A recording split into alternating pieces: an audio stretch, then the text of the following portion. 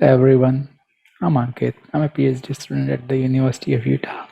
I'll talk about our new operating system NrOS in this video. This is joint work with Chinmay and Ryan from the University of Utah, Rita from the University of British Columbia, Irina, Amy, and Gert from the VMware Research, and Sanidhya from EPFL. Kernel development is hard because of complex code that has to deal with manual memory management, type unsafety, and complex and asynchronous event handling. And writing correct high-performance kernel code is only getting harder as the number of cores and NUMA nodes per machine grows. One simple approach to manage this complexity is to implement sequential version of kernel data structures and then use black box approaches like coarse-grained looks to make them safe under concurrent operations. However, contention on coarse-grained looks usually degrades the performance as more core access the same data structure. Here is an experiment that shows that big looks are bad for contented workloads. This benchmark allocates one physical frame and repeatedly maps it in virtual address space of the process to measure the synchronization overhead of the Linux virtual memory subsystem. This experiment was performed on a 4-socket machine with 24 cores per socket. The x-axis shows the number of cores used for the benchmark and y-axis shows the throughput as million operations per second. Linux performs reasonably well for a single core. It maps over 1 million addresses in 1 second. However, the throughput decreases sharply when we add more cores to the benchmark.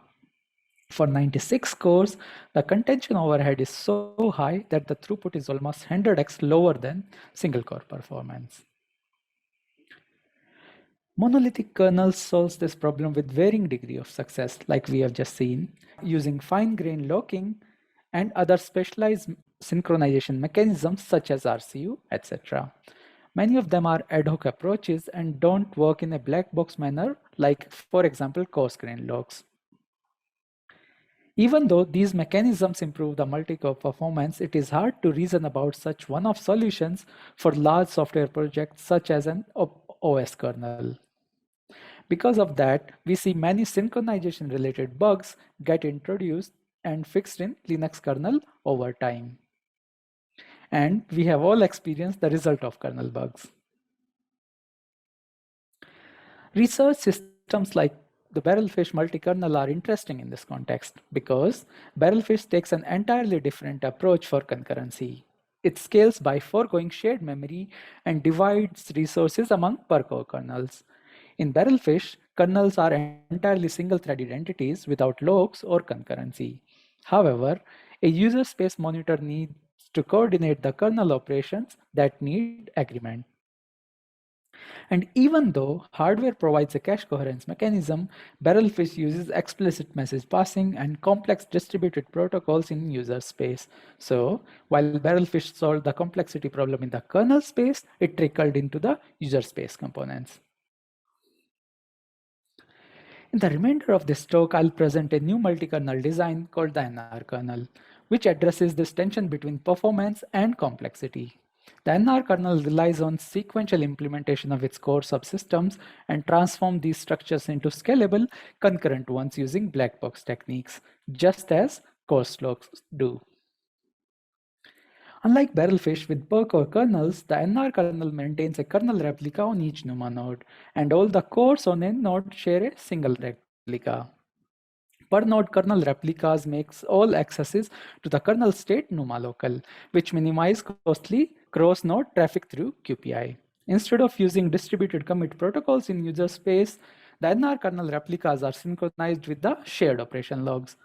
Next, let's take a closer look at the NR kernel and see how it works. Here is an overview of NrOS. The NR kernel provides three main subsystems: virtual memory, scheduling, and an in-memory file system. The NR kernel maintains a replica on each NUMA node, which means all kernel data structures like page tables, files, and other structures are replicated. The NR kernel replicas are synchronized with the help of operation logs. An application making a system call will always access a NUMA local replica, and since we guarantee linearizable replicas, the syscall always returns a consistent result irrespective of the replica location.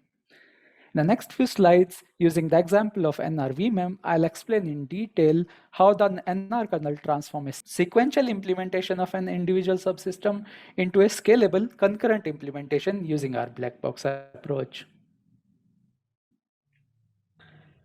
The first black box technique used by NrOS is called node replication, or NR. Let's see how NR protects and transforms the virtual memory code into a concurrent version. Our virtual memory subsystem is very similar to Linux example we saw earlier. It also uses two sequential data structures, a B tree for metadata and a radix tree for page tables. Similar to Linux, NR uses a big reader-writer log to make a sequential structure concurrent. However, it uses additional mechanisms to reduce the log contention for writes to the underlying data structure that I'll explain later. NR maintains a replica of the underlying data structure on each NUMA node, and all the cores on a node share a replica. These replicas are synchronized through a shared log. Write operations are replicated through the log, and read operations are executed directly against the local replica without appending them to the log. The write operation we look at in this example is map, which inserts a new physical region into the address space. Assume that one or more threads from replica 1 or replica 2 or both issue some map operations. These operations are added to the shared log, and later threads from both the replicas apply these operations on their local copy. The blue entries in the log are full and white are empty. Currently, there are 4 map operations in the log, and both the replicas have applied these operations. Now, let's look at how do write operations work. Assume that 4 different threads on replica 1 issued map operations.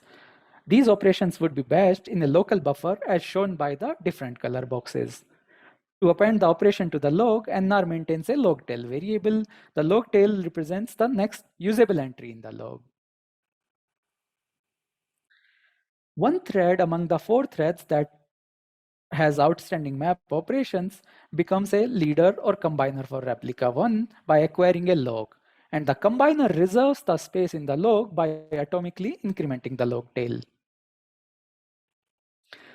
After reserving the entries, the combiner thread adds the operations to the log. NR uses an optimized reader's writer log to convert the sequential data structure to a concurrent one. So, to apply the newly appended entries to the local replicas, the combiner thread acquires the log in the writer mode and updates the local replica. Now, let's look at how does a read operation work. Assume that a thread issued a read operation resolve on replica 2. Resolve is used to look up a mapping in the address space. NR makes sure that all the read operations are performed on an up-to-date version of the replica.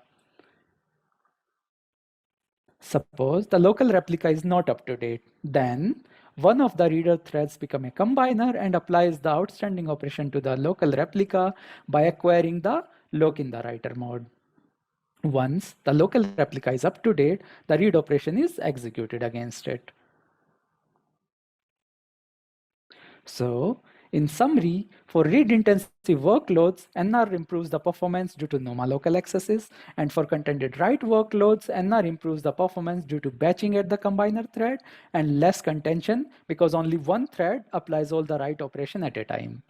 Sounds great in theory, but does this actually perform in practice? Let's see. One immediate benefit of the page table replication with NUMA local reads is that any read-intensive workloads with the little TLB reuse will run faster. To show this, we ran memcached on Linux and NrKernel.